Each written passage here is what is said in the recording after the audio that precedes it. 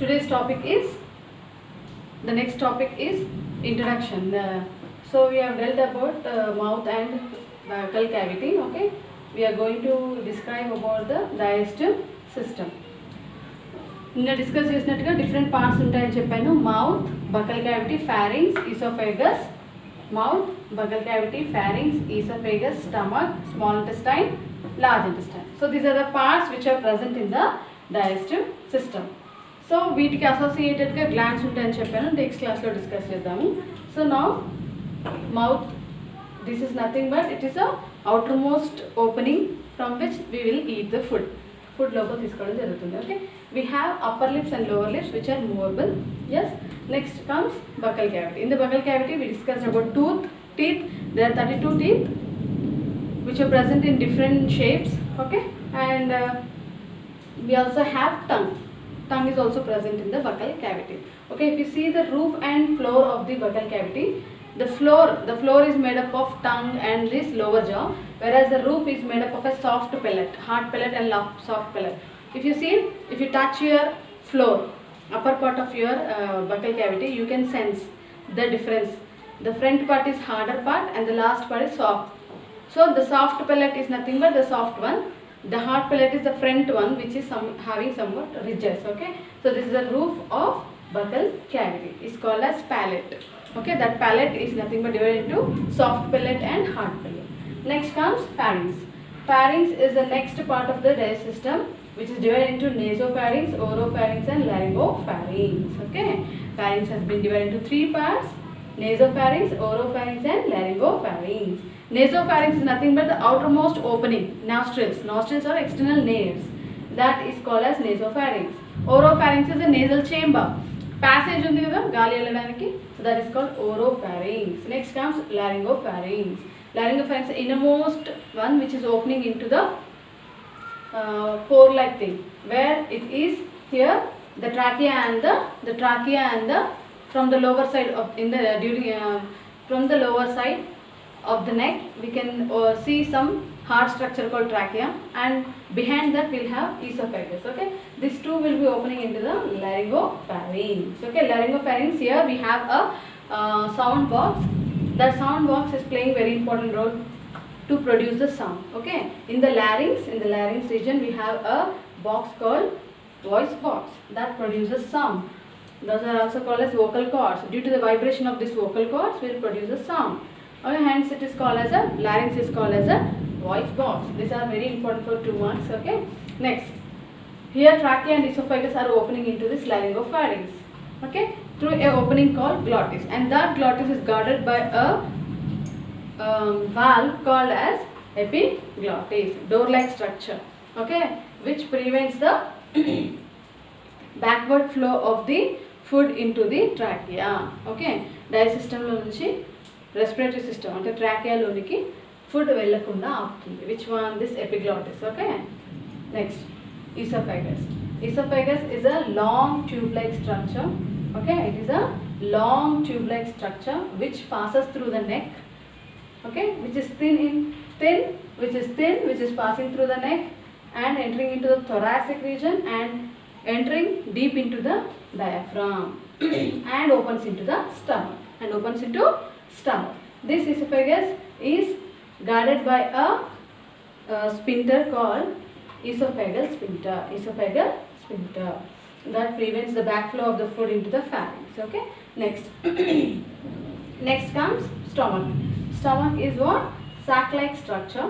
It is a J-shaped muscular organ. Stomach is a J-shaped muscular organ which plays an important role for digestion. Okay, and here the stomach has been divided into 3 parts: cardiac, fundic and pyloric regions. This pyloric region is guarded by a valve called pyloric sphincter. It is guarded by a sphincter. Sphincter is nothing but muscular ring-like structures which plays an important role for outflow or inflow. Okay, it will prevent the backward flow of the food.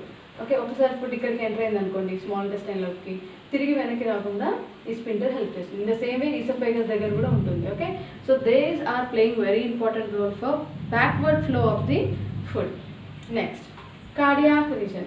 It has been divided into 3 parts: cardiac, pundic and pyloric regions. Okay, next comes what?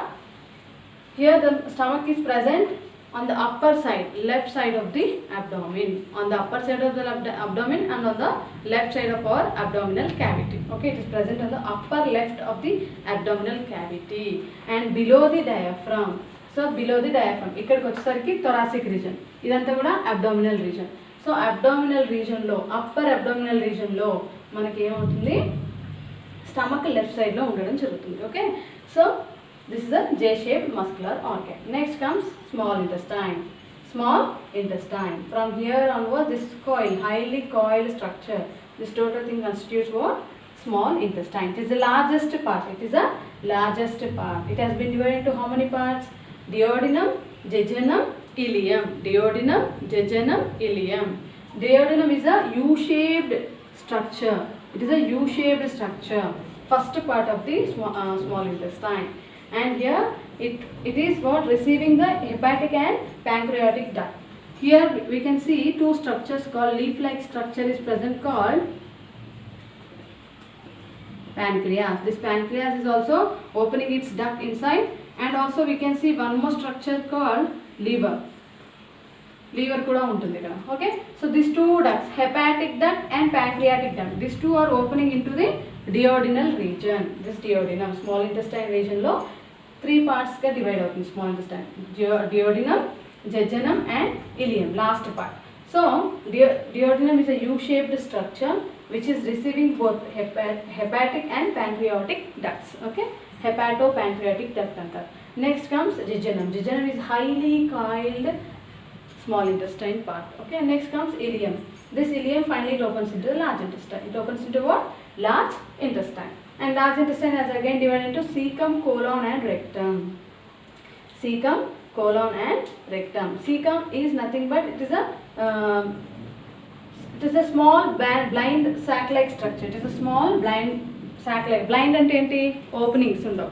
Okay, so blind, two sides undav not opening. So here only one opening is present. It is a cecum is a blind sac-like structure which is giving shelter for symbiotic bacteria. Okay, మన బాడీలో symbiotic bacteria ఉంటుంది కదా, అది caecum రీజన్లో ఉంటాయి. అంటే large ఇంటెస్టైన్లోని caecum రీజన్లో మనకి we will find what?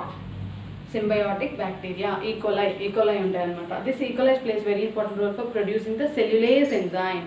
So ఈ bits అన్ని కూడా very important. Okay, cellulase enzyme is produced by this symbiotic bacteria and it is present in the cecum region. Okay, here at the end the cecum region we can also see a vermiform appendix which is vestigial part. Vestigial part and enti, there is no function, particular function for this organ. Okay, vermiform appendix which is present in the cecum region of large intestine. Large intestine, so second part of the large intestine is colon. This colon here it is giving an outpouches called haustra. It is giving an outpouches called haustra. Okay, because here in the large intestine what is it present? Undigested food material is present, so it must be reabsorbed. Whatever the water content which is present here, large intestine is playing very important role for absorption. Okay, whatever the food content, what are the liquid content which is present in the undigested food material should be reabsorbed into the body or the blood. So that absorption is taking place. And the digestion into food materials anta kuda small intestine tarvata next into large intestine. So here it will absorb food anta digest aitundi kada, ayin tarvata then large intestine will helpful for absorption. Only food lo unnatundi nutrients gaani evaina kuda anni reabsorb ayipotayi annamata. So here final part is the last part of the large intestine is rectum. Here rectum it opens into anus. And finally it is guarded by two sphincters, internal anal sphincter and external anal sphincter. Anal sphincter and external anal sphincter. So here internal anal sphincter is made up of smooth muscles which plays very important role for allowing the fecal material outside the body.